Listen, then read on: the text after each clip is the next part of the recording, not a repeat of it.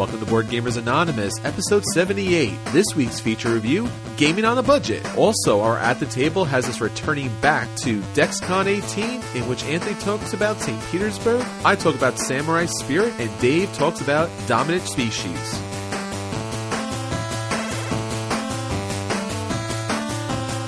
You're listening to a proud member of the Dice Tower Network, dedicated to bringing podcasters together for the greater good of gaming. It's sort of like Voltron, but with better lip syncing. Find out more at DicetowerNetwork.com. Welcome to Board Gamers Anonymous, the podcast about board gamers and the insane fun we have at the table together. This is Chris. This is Anthony. This is Drew. This is Dave. Hey, Dave! Dave's back! Oh, Dave. Played with you in a while. Yeah, last time we played at La Isla and Viticulture. That was good times. Oh, man, it sure was. Well, I haven't chatted with you for a while, so thanks for joining us. Yeah, we actually got Dave back on the podcast. Everyone really liked having him on. We're so glad to have him back here this week. We'll be talking about DexCon 18. Dave was able to join us. And Drew has left the rondel temporarily so that he could join us for the episode. So we got him back on with us. Daniel is still out celebrating, as he does, but not to worry. As always, he has nominated and volunteered Anthony for his duties this week. Yes. Right. So we should all thank Daniel from the bottom and deepest part of our hearts for volunteering me. Again.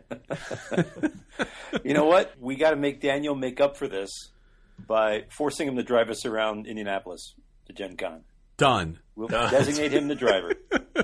Double done. All right. So now that we got the entire crew for you here this week, we want to jump into our episode, let you know about everything that happened on DexCon 18, bring you up to date on news, our feature review this week, Gamer FAQ, How to Game on a Budget. We'll talk about some great games that we were able to get to the table, including Dominant Species, St. Petersburg, and Samurai Spirit. But let's get on to the news. Shouted from the tabletops! Sir, you're gonna need to get down from there. Obviously, this is Spiel des Jahres week. Big announcements. And the Spiel des Jahres is actually 3 awards, as you know, the Kinderspiel and the Kennerspiel and the Spiel des Jahres for different ages. Big surprise. To me, it was a surprise that the winner of the Spiel des Jahres for 2015 was Colt Express, Christophe Rambeau. One of the other 3 games nominated was Machi Koro, and a few months ago, I would have said that was a shoo-in. What happened to it? Why didn't it win?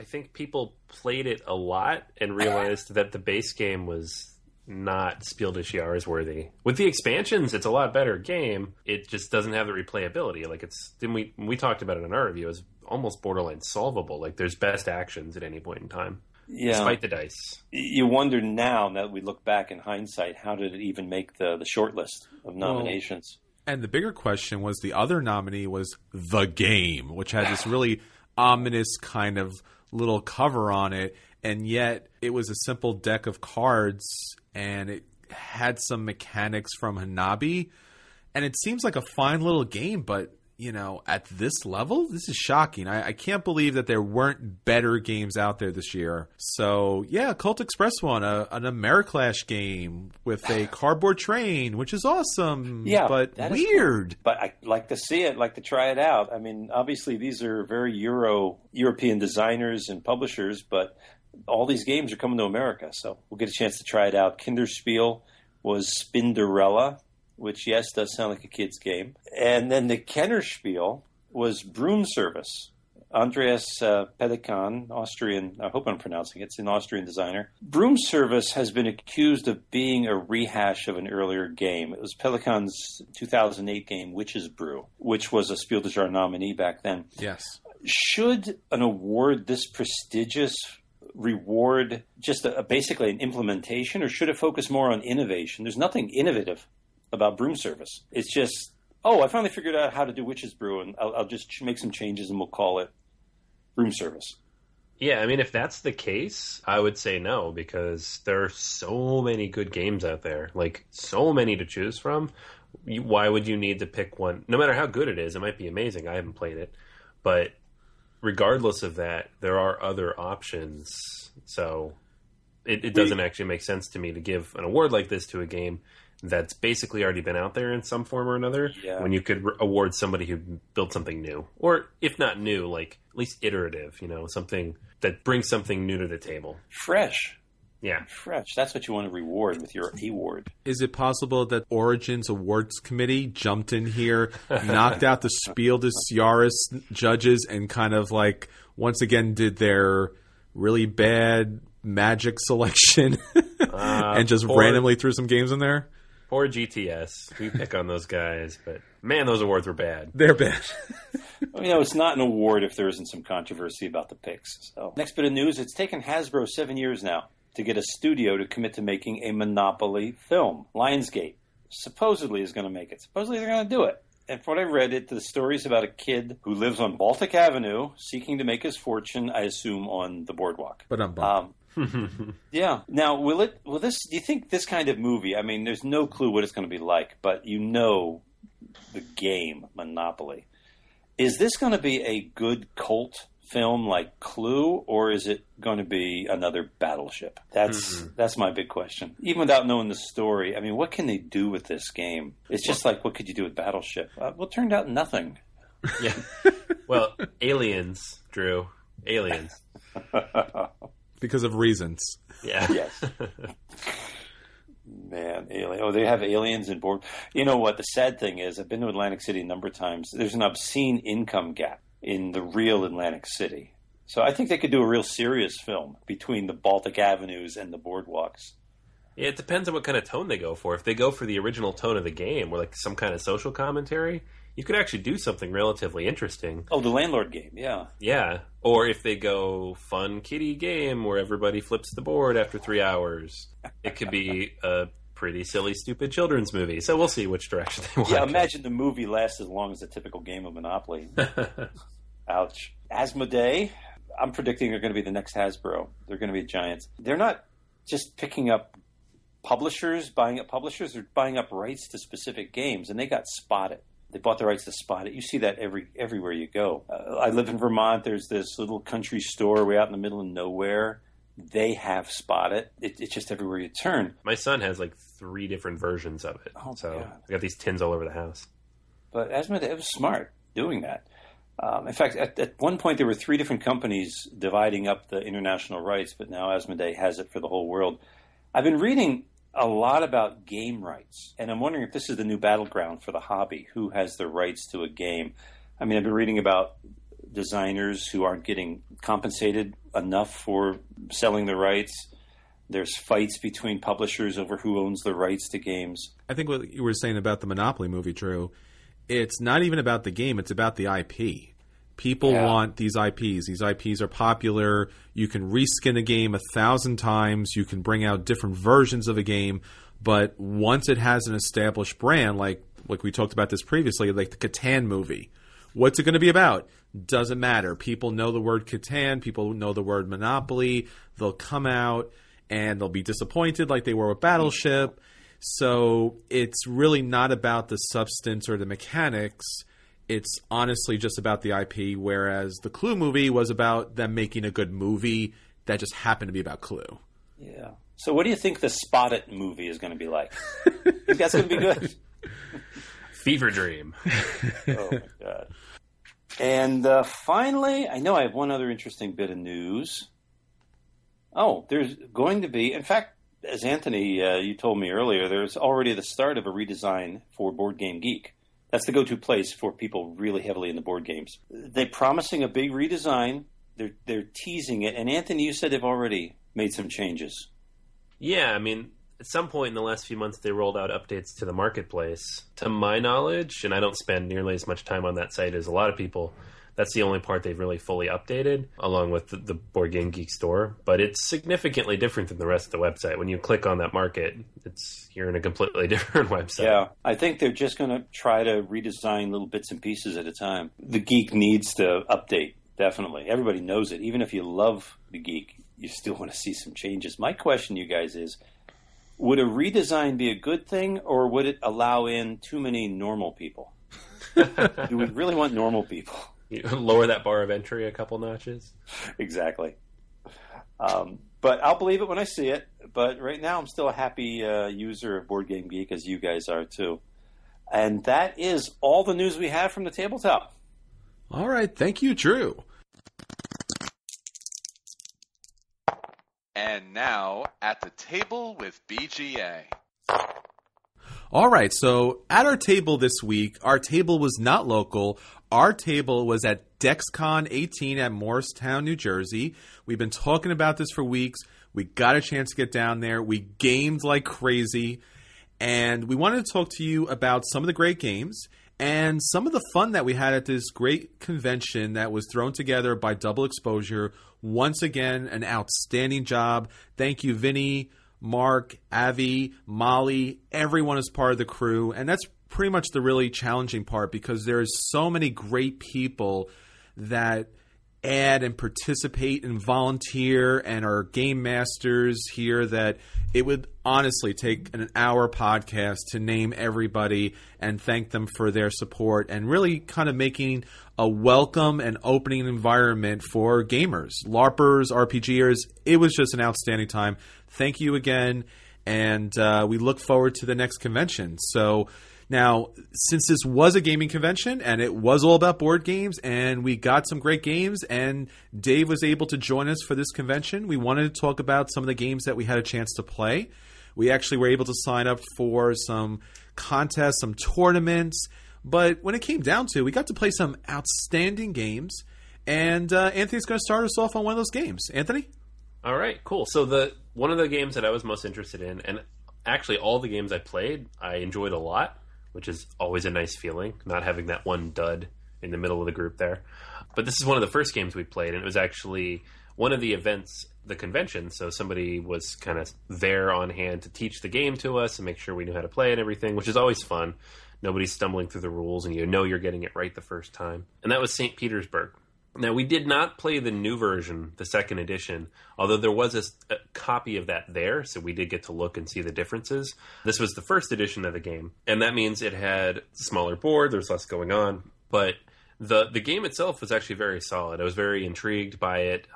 The engine-building mechanics of it and the way you buy the cards and generate income over the course of the game was very interesting to me. I didn't quite pick up on everything effectively until about halfway through the game, which was much too late to make a run at winning said game, but it's always a good sign when you can screw up half your strategy and still have fun with all of it and want to play it again. So, core mechanics of the game are you have this board on which there are 4 stacks of cards and then 16 slots for those cards, and every turn you're going to turn up one of those stacks of cards and fill up a certain number of those spaces as cards that are available to buy. The different kinds of cards, you have workers, buildings, nobles, and then upgrades for all 3. And the goal of this is to generate enough money with the cards you purchase to be able to keep buying things, because cash flow is a major issue, and then produce victory points with those cards over the course of the game. There's some cards that'll give you victory points every turn. So if it's the building turn out of round 2, at the end of that, all of your buildings have victory points on them. You're going to score those. And then there's a couple other ways to score as well. You can get different types of cards that'll maybe cash in all of your money for victory points, because money is usually worth nothing.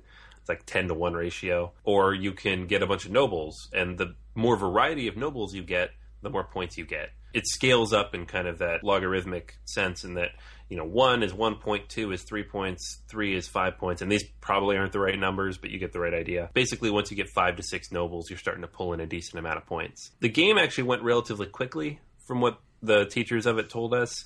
We finished after maybe 3 or 4 rounds because we emptied the blue deck, and once you empty any of the decks, the game is over. But part of that, too, is because at any given point, only a certain number of cards are going to come out for that particular stack, because the leftover cards from the previous bidding round stay out. So if people decide they don't want any more workers and there are 5 still on the board, only 3 buildings are going to come out. And as a result, things can clear out a little quicker in one deck than another based on everybody's strategies. It was very interesting. We played with 4 players. It went relatively quickly, very smooth, even with the little bit of AP trying to figure out how your engine's coming together. I didn't have a ton of issues, even later in the game when I knew what I was doing, figuring out which thing would be the best option for me. A lot of it just depends on what people in front of you buy, and then at each point, like, who goes first for each particular deck, because that will rotate, which there's a whole nother metagame in there in terms of what you're going to leave on the board and what you're going to let people buy. Very intriguing, very fun. And from everything I've heard, the second edition ramps that up to the next level by adding a fifth deck of cards and another entirely different mechanic, plus an option for a fifth player. So I'm actually really excited to try the second edition, but I did enjoy the first edition as well, so I would totally play this again. Yeah, I really enjoyed playing this game. I love tableau building. I love that marcus place element to it. And this idea of when to buy and what to buy, because if you buy multiples of a card, they're cheaper.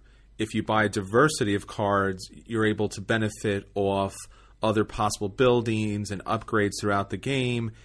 And there is some very elegant strategy to it. If you buy too much, you're giving your opponent an opportunity to buy cards. But if you buy too little sometimes, it won't come around to you. It's simple, it's fun, it's elegant. And I don't mean simple in a bad way. I mean simple as far as just the cleanness and elegant nature of this game. And I really enjoyed this game quite a lot. And as Anthony said, the second edition looks beautiful. It adds the marketplace to it. I don't know if it makes the game better. I know it has a Tom Vassal card in it as the tax man.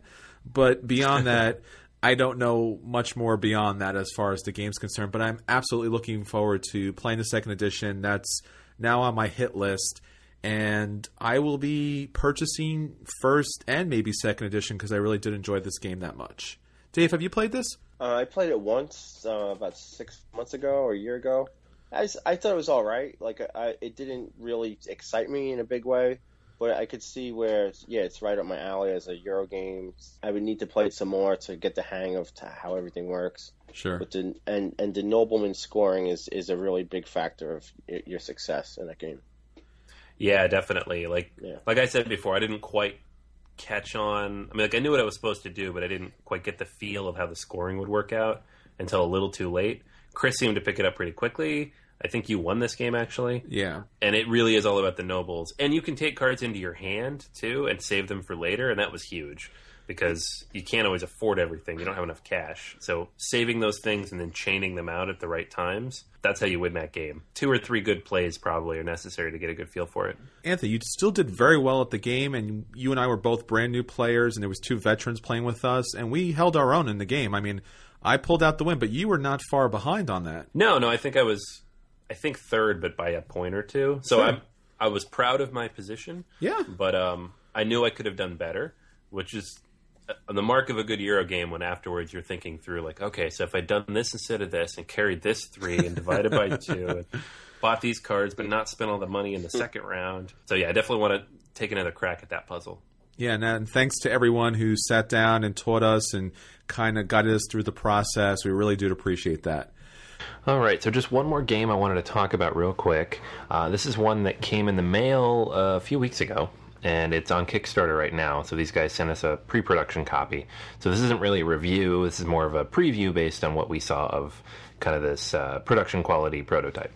The game is called San ni Ichi, and it is a relatively quick trick-taking style card game. And the goal of it is that you're all ninjas and you're trying to deal the most damage to other players. So the actual core mechanics of the game revolve around the 3 elements and various numbers on these cards. The elements being wood, fire, and water. So much like rock, paper, scissors, each one can override another one.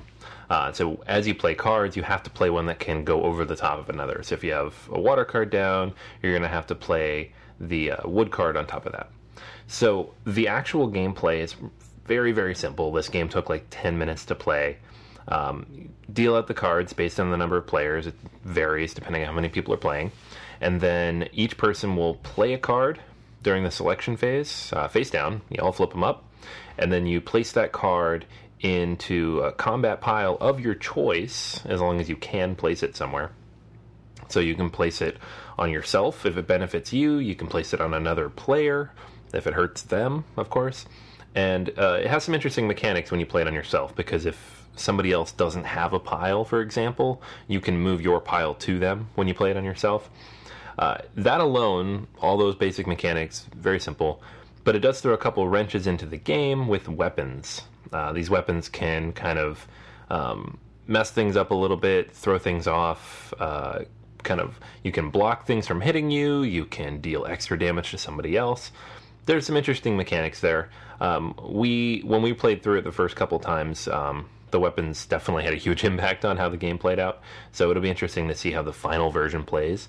Because I know when I talked to these guys, they said that there were some changes from the version we had, which is why I'm not going to render judgment on this one. But it was an interesting little game. The artwork was pretty cool. I know Daniel was very excited to get this one out a couple more times, even if it takes me some time to find the one card I dropped under my couch.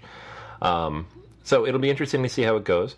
The game right now is on Kickstarter. You've got about a week and a half left. So Dave, what did you play during DexCon you want to talk about?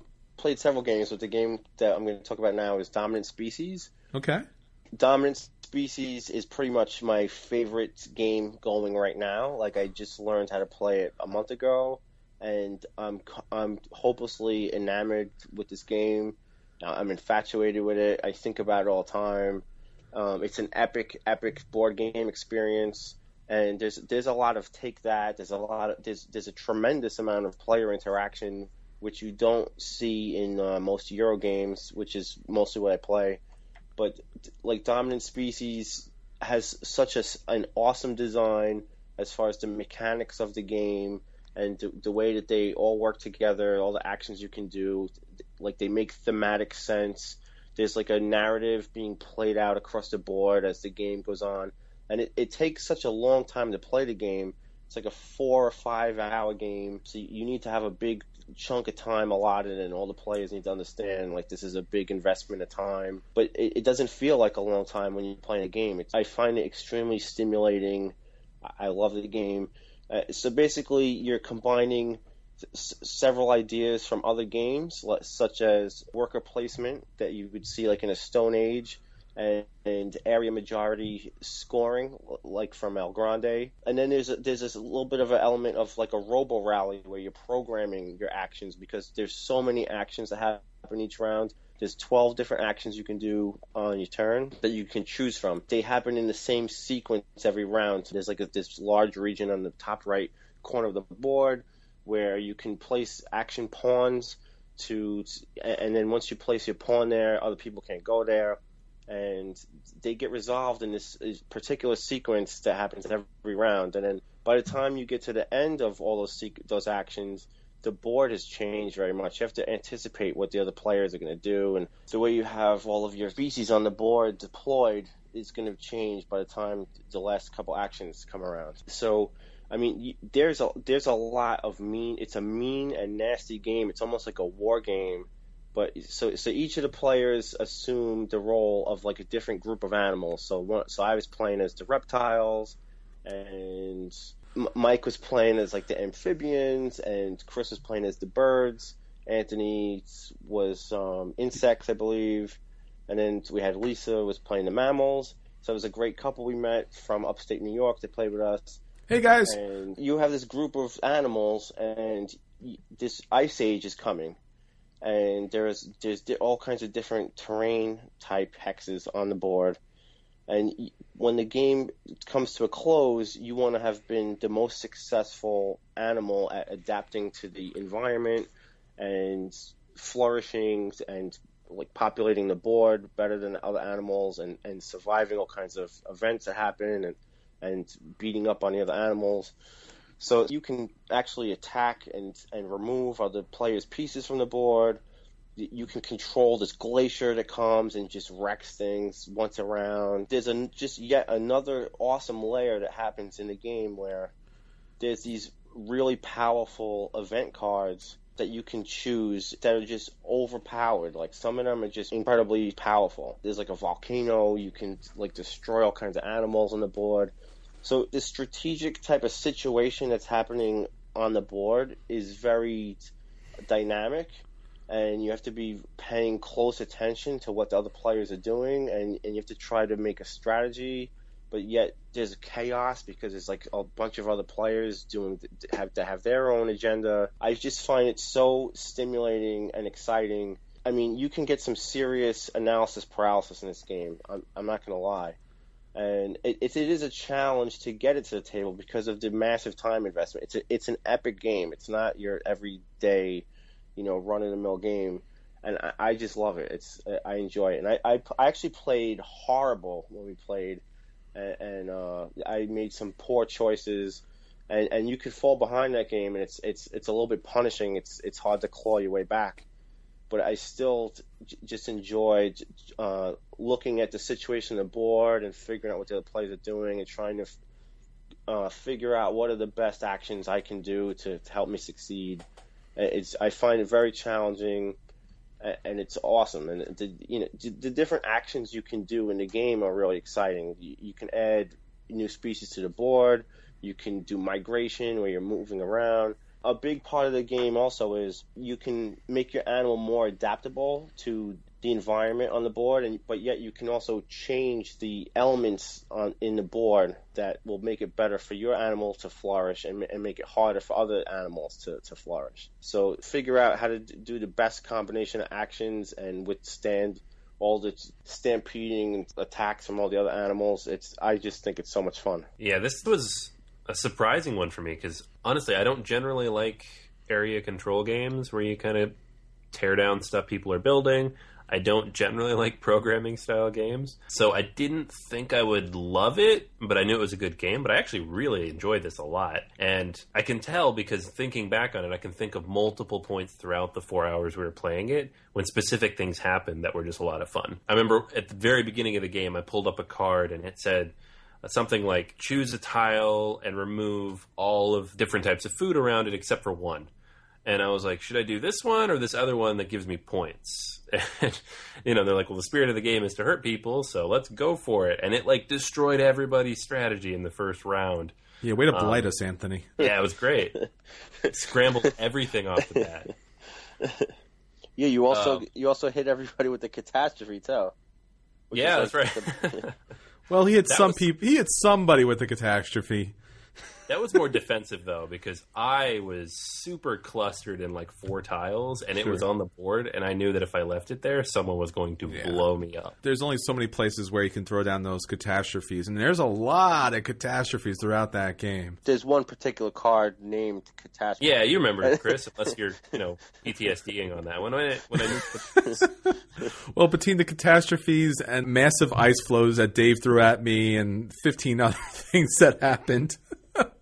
Yeah, we really picked on you. I know, the birds. I mean, I had my penguins were holding out on the icebergs, but that was about it. But, as we wrapped the game up, at least towards the end, they were kind of piling together for this world domination thing. But, yeah, it's interesting. It's definitely a Euro game for sure. You look at this game and it reminds you of the Cones of Dunshire. You have these little cones and these little pieces, and it's got this very kind of analytical GMT type of game with a million little bits. So it's Euro through and through, and yet it has a lot of that Americlash elements. You're attacking each other the entire time pretty much, and as your species evolves and expands, it's going to ruin it for other species. So it makes complete sense. The game plays well, and despite the 4-hour game time, it does keep you engaged throughout. I don't think there was a moment in the game where I was like, there's not something for me to calculate here or think about or plan.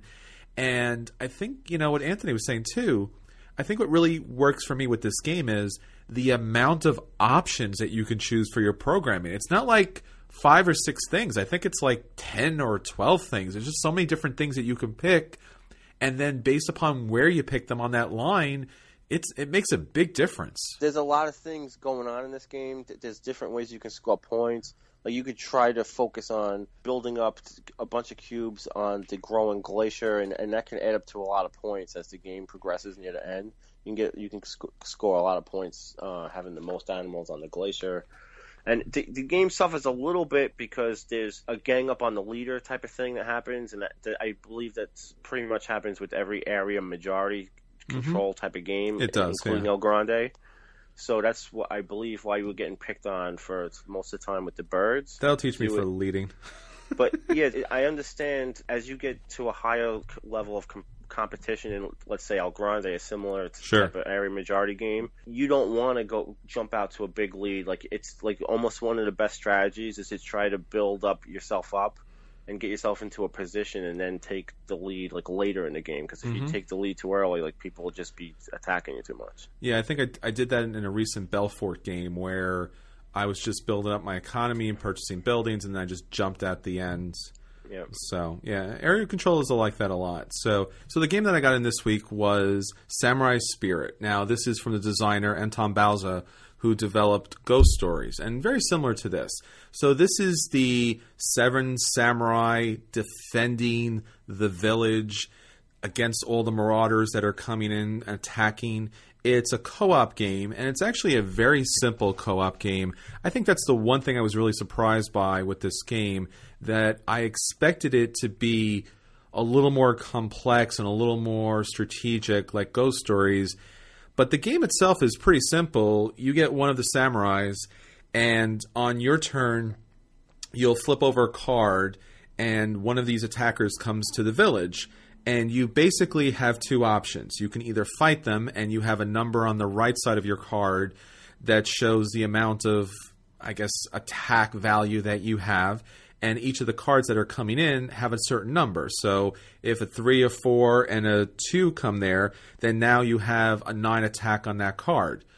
Each card has a certain kind of like explosive value where their special ability kind of kicks in and knocks out some of these characters. So you want to hit the exact number, but you don't want to go over, because if you go over, you're knocked out. Now, on the other side of the card is basically your mission goals. You want to be able to defend yourself, defend the village, and defend the families in the village. So you have these 3 spots.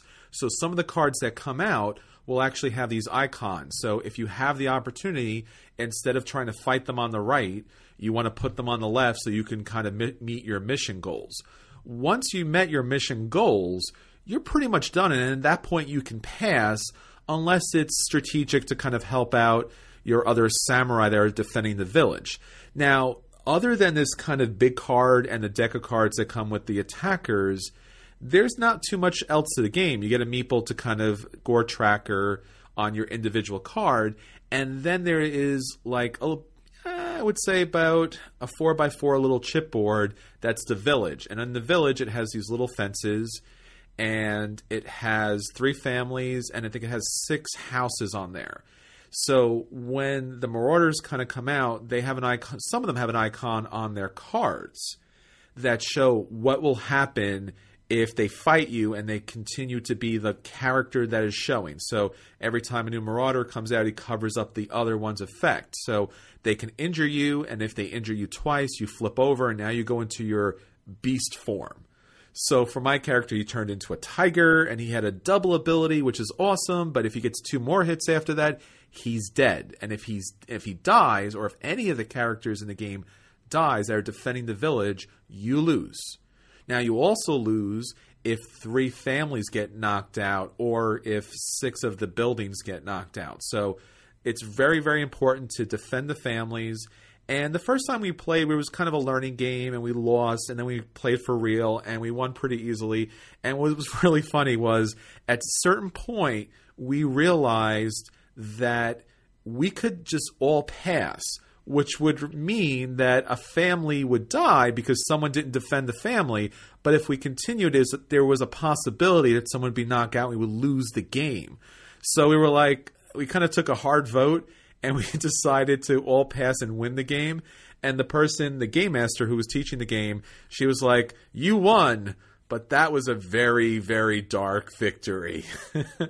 So it's a light co-op game. It's a fun game, but honestly, for me, this is a co-op that's a filler. So I don't know if we've had something like this before. If you have a time in which you need to fill, this kind of fits the mark. But beyond that, this game really doesn't have much more to offer than that. So it's just barely a play. It's a little disappointing. This is a game I mentioned a few times in my acquisition disorders. Almost 100% because of the theme, and then a little bit because of the designer. I wanted it to be awesome, but when I saw how small the box was, and I saw how little was in there, and I'm not surprised at all that it's a little lighter and kind of thin and probably a little too easy, but still, would have been cool to get a Ghost Story sized co-op about the Seven Samurai story, that would be fantastic. Yeah, and maybe part of it was my expectations. I mean, the gameplay is incredibly quick once you know how to play it, which is, once again, it's a very simple game, so you can kind of blow through it in about 15 minutes. It's just 3 rounds that you have to survive, so it's a fine filler, so I recommend to play, but it's nothing as far as Ghost Stories is concerned. All right, so that's everything for our At the Table at DexCon 18.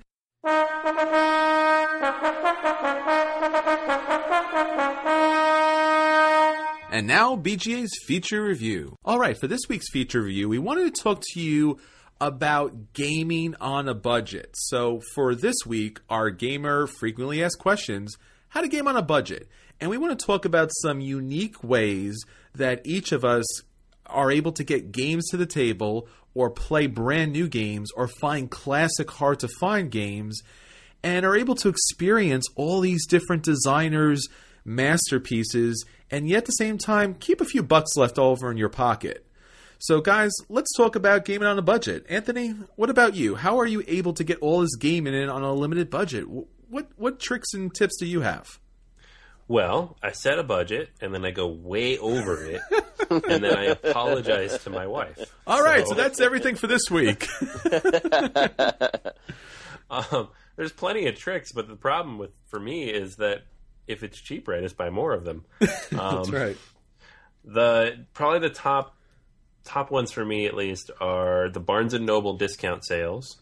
Okay. Probably 4 or 5 times a year they run these sales, and that they basically clearance out half their board game stock. And I'm guessing it's just because they contract with these companies and they want to bring in new stock and they don't sell enough of the old stock. But they're basically selling it off for cost. And so you can get 50% off minimum on everything. And then a lot of the times, if you're lucky, you can get a lot of stuff for 75% off. I've never seen a board game left over for $2, but it's theoretically possible. Probably the best deal I got in the last year was a copy of Trajan at 75% off. There's been a few other good ones too, but the thing about that, of course, is that it's whatever games they happen to have on sale. So if you want specific games, Barnes & Noble's not necessarily a way to do it. Other ways, you can get some pretty good deals. Miniature Market and Cool Stuff hold sales, usually around the holidays. Both of them will hold their Black Friday sales. And again, it's limited which games you can get, but there's a lot of pretty recent stuff in there usually. And those ones are already 40% off, so tack on another 5 to 10% off, sometimes more, and you're getting games for half off, plus free shipping, which is never shabby. And then they both have point systems, too, so you can rack up the points and use those to save even more money on the online games. You're not going to see a ton of deals in your friendly local game store, but there are a few things you can do. I don't know, but what about you guys? What are you doing to save money on games? One of the big things you can do is not duplicate titles that you have. So if I see that my buddy has Alien Frontiers that I play with all the time, I'm not going to go buy my own copy because anytime I want, I could just be like, hey, let's play Alien Frontiers. And so having a group of friends and not duplicating titles, you can get a pretty good game collection and not having to have every title. My favorite way would definitely be I look through the auctions of used games on Boardgamegeek. There's an area, go all the way to the bottom in the right. There's Marketplace, and you look for Geek Bay, and then there's users every day that are auctioning their games because they bought too many games and they're having storage problems and their spouse is mad at them and they want to buy more games and they need space. Cull their collections, and you can get some good deals, but you gotta be really patient because there are people that are overpaying for things, and there's a different way to look at auctions. There's an auction aggregator, which is a different way to look at auctions on BoardGameGeek. If you're patient and you keep your eye on it, you can get some significantly discounted used games that are awesome and hard to find games as well. Sure. And I would kind of add to that, too. As far as BoardGameGeek is concerned, probably about at least once a day, usually in the morning, I check BoardGameGeek and I drop all the way down, all the way to the right. It's the buy and selling section. So our community is outstanding as far as kind of alerting people to sales. So as Anthony said, the Barnes & Noble sales is always alerted there long before it actually hits the stores. Sometimes Amazon has some outstanding deals. There's also Miniature Market and Cool Stuff, as Anthony says. They do their deal of the day, which tends to be like 50% off, but once again, it just happens to be on a random board game. But sometimes it's a good game, and then you can kind of put together an order that reaches their $100 limit so that you get free shipping. And in that case, I highly recommend, as Dave was saying, having a gamer group is going to save you more money than anything you could possibly imagine, because now you can jump in with other people and put together an order. And we've done this plenty of times. You're able to save the shipping, you're able to get the big deals and not have to kind of put a lot of filler stuff in there just to kind of, round it out. I would also recommend, now we talked about this previously too, auctions at conventions, because sometimes whether it's a charity auction like we run with our Extra Life event, or it's at a particular convention that happens to be used games that are up for sale, auctions are a really great way to kind of pick something up in person if you could get it at that right price. So we were able to pick up some games recently. And in addition to that, I would just say it hurts me sometimes. I'm going to be honest with you. You're probably like me. You cherish your games. You protect your games. But you know what? Sometimes the Dent and Dings collection of games that people pass up on because maybe they have a damaged box or something scraped, and it does bug me. But sometimes you open that box and you find an unpunched game and it's a rare treasure, and now you're getting it at 50, 60, 70% off, and it's well worth it. Yeah, I'd like to add one more thing that I left out, and that's a good point, by the way, the Dents and Dings. But like trading games, I think might be even more fun than the auction. Sure. Because like if you have a game and you're not playing it so much anymore, there's a way you can go into Boardgamegeek. And, if you have all of your games put into your database on your profile, you can click boxes for, like, I'm looking to trade the game. And then you go on a page for a game that you really want, and you can click Find Trade Matches. And the computer automatically, will list, 10, 20 people that are looking to trade the game you want.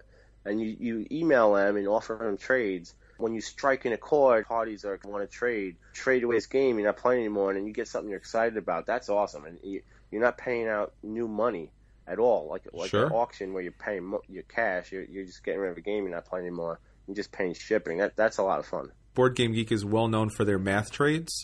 So you could put up a game up for trade, and you want some other game, and they work out the mathematics where you go to a convention and you hand your game over to some other person, and they don't have your game, but some other person does. So you trade to them, which trades to them, which trades to somebody else, and they trade to someone else, and then someone else, and someone else, and then somehow you get the game that you want. And really, in the end, that's all that matters.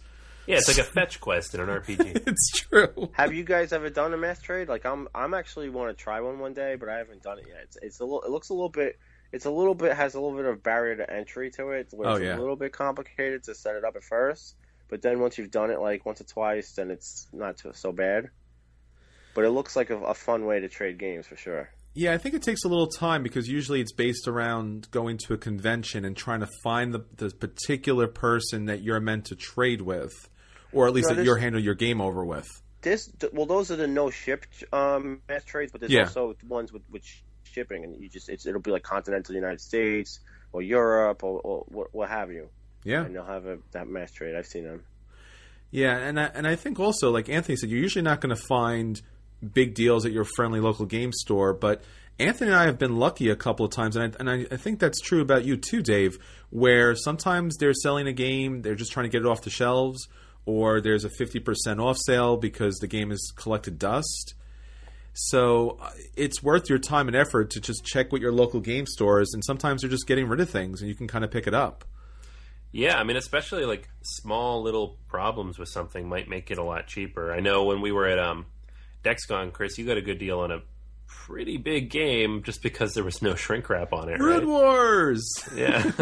Yeah, I got Rune Wars for 50% off. It didn't have the shrink wrap on it. Someone must have scraped the wrap or something, and they were selling the game for 50% off, so that was outstanding. I mean, I would just add to that, one of my favorite things to do when I go shopping in local game stores, places, they'll just have games that'll sit on the shelf for 10 years, and it'll just be on the shelf. So I love going to new game stores that I haven't been to before, and hopefully ones that have been around a long time, and I'm always looking for like deep out of print titles that they're selling for MSRP. That if you try to buy like that are scarce and hard to get. And if you're looking for something that's out of print and for a long time, and you have to pay over $100 for it, and boom, it's sitting on the shelf and it's like $35. I just love that. Yeah. And as we talked about before, like DexCon 18, if you haven't been to a convention, no matter how small it may be, it's more than likely going to have a game library.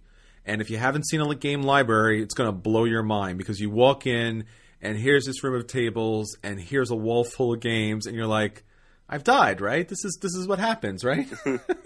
Because it has all these games that I can play, and all I have to do is give them my ID for a little while, and I can play the game, and there's no cost. So that's outstanding. There's gamer cafes, which are great. There's meetup.com, which we talked about previously. Join a gaming group. If you don't have your own group of gamer friends, join a gaming group, because you go to a meetup and you sit down and here's 4 or 5 random people, and I'm guaranteeing you there's going to be something you haven't played. They'll sit down, they'll teach you, and you haven't had to purchase anything at all. Yeah, and that's a huge way to save money, is play it before you buy it. Oh, sure. Yeah. I have way too many games that I purchased because they looked so cool, and then they were so disappointing. So see, that's when you trade it away and get something else that you want to get. I know. I'm sitting here looking at the math trade thread for Gen Con and trying to see if I could figure this out in the 7 days I have until the deadline. It's pretty complicated.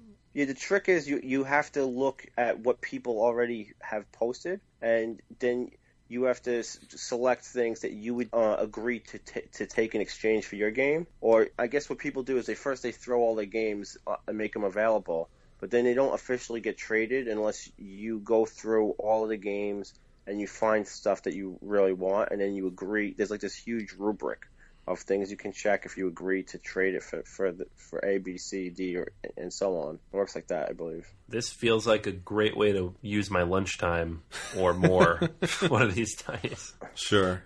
Am I working? Yeah, I'm working. No big deal. Don't look at my computer. And shameless plug here, too. One of the best ways, and I know because we're here, is to consistently listen to our podcast. We do acquisition disorders typically each and every week to let you know what new games are coming out, what to keep an eye out for. We do at the tables, so we'll let you know what a first play or a 100th play might be like for you and see if it's a game you like. And especially our feature reviews. If you like blank, try these games. So as you get more into the mechanics and the designers, there are some games that work better than others. There are certain games that kind of meet the need, so you don't have to buy 4 or 5 auction games unless you really love auction games. Maybe there's 1 or 2 games that kind of scratch that itch, and you can just build a diversity of games that kind of hit certain mechanics. So a lot of ways. The trades, the online services, the dents and dings, sometimes the big box stores that don't know what they're selling, and sometimes the small groups that bring together a great collection so that you can play for free. There is a multitude of ways to kind of get a gaming collection in your hands, get those games to the table, and honestly, you'd be surprised. If you have friends that are gamers, tell them to post their games on Boardgamegeek so that you can take a look at them and ask if they can bring certain games, or those meetup groups. Let people know what you're looking to play. And honestly, we have a great, great community, and whether it's trading or playing or going to the convention, there's always somebody willing to teach you, bring you a game, and kind of engage in that kind of fun activity. So that's our feature review for this week. Final round. Drew, what do you have for us this week? I am back. I mean, I spent the last half hour trying to rack my brain for a really good final round for you guys. Okay, what do you got? We're right in the middle of Comic-Con, Uh-huh. and a couple weeks from now, Gen Con is going to be coming up. You know, one of the big things of Comic-Con is the cosplay. It's huge there. Everybody shows up, it seems, in costume. What if Gen Con was just as heavily in the cosplay as Comic-Con was? Then we would all show up as our favorite or as an interesting board game character. So, for final round is, what character would you go as? And I'll tell you, Stratego was one of my early games I loved, And I thought I would go as the general from Stratego because the general's number one. He gets to kick everybody else's, I'd have to watch out for the spy sneaking up on me, of course. But I've got the beard now with the general, and I'd love to wear one of those big Napoleonic hats, strutting around there. That's my character. How about you guys? Well, Drew, if you did that, you would have to walk backwards the entire time so that we wouldn't know that you were the general until the last second. I'd have to face away from everybody. That's right. And what's Drew as? Well, we don't know, but if you tap his shoulder and turn him around, you'll find out.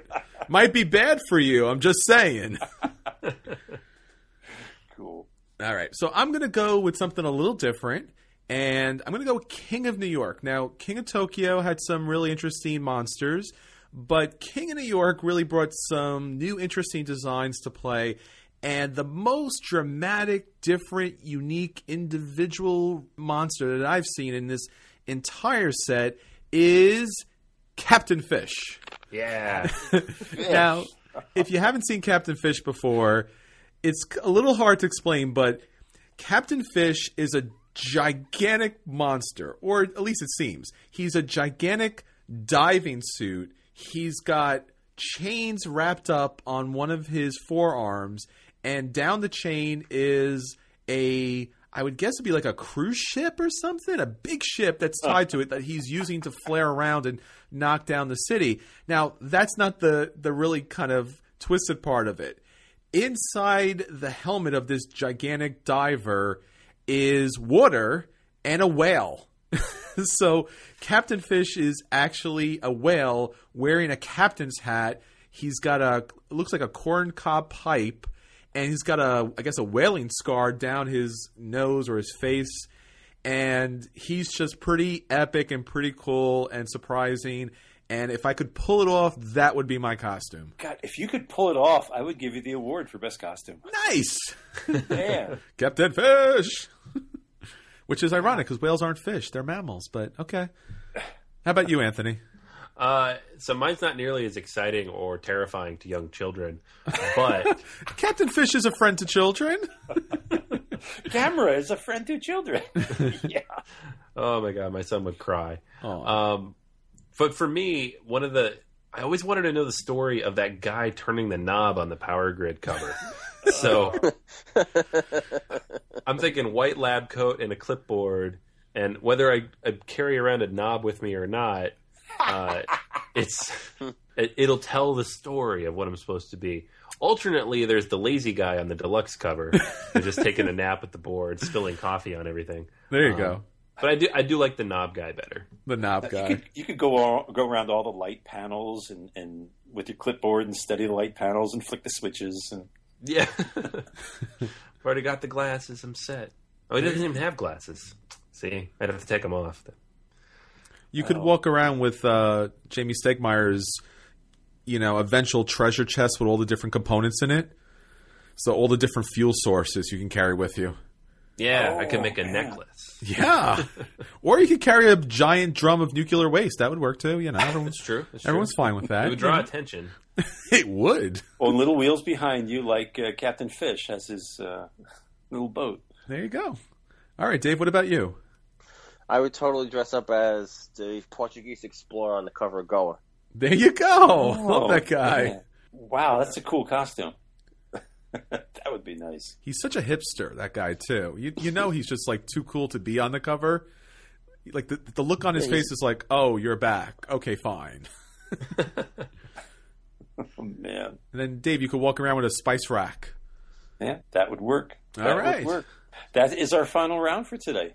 Okay, that sounds great. So that's everything for this week. Please keep in contact with us on Facebook, Twitter, BoardGamersAnonymous.com, our guild on BoardGameGeek. And if you can, please check out our Patreon account. We would really use your support. Until next time, this is Chris. This is Anthony. This is Drew. This is Dave. And we will budget for you to have a seat at the table no matter how expensive it may be.